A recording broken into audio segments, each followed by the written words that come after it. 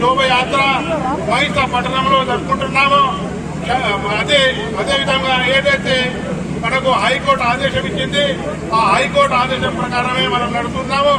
అదేవిధంగా గత 500 సంవత్సరాల నుంచి అయోధ్యలో రాముడు లేడు, రాముడు ఎక్కడున్నాడని మనకు తెలియదు. అయోధ్యలో అది ఏదైతే భవ్య రామ మందిరం కట్టడం జరిగింది అది మన భారతీయ ప్రధాని నరేంద్ర మోదీ చేతుల్లో జరిగిందని మీకు అందరికీ తెలియజేస్తున్నాను.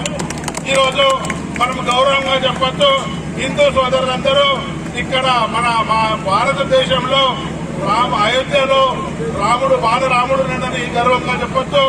అదేవిధంగా ఇక్కడ వచ్చిన సోదరులకు పేరు పేరున ధన్యవాదాలు తెలియజేస్తూ నిర్వహిస్తున్నటువంటి ఈ శోభాయాత్రలో అనేకమైనటువంటి హిందూ సోదరులు పాల్పంచుకొని అదే మాదిరిగా పట్టణ ప్రముఖులందరూ కూడా పాల్పంచుకొని భారతీయ జనతా పార్టీ నాయకులందరూ కార్యకర్తలందరూ కూడా పాల్పంచుకొని మరి ఈ కార్యక్రమంలో మన ముఠోల్ నియోజకవర్గ అభిమాన నాయకులు గౌరవ శాసన సభ్యులు రామారావు పటేల్ గారు వారి యొక్క అందరితో ఈరోజు అందరికీ కూడా ఈ శ్రీరామనవమి సందర్భంగా హిందూ బాంధవులందరికీ పట్టణ ముఠోల్ నియోజకవర్గం ఆదిలాబాద్ పార్లమెంటరీ నియోజకవర్గంతో పాటుగా దేశంలో హిందూ బంధువులందరికీ నా పక్షాన శుభాకాంక్షలు అర్పిస్తా ఉన్నాను.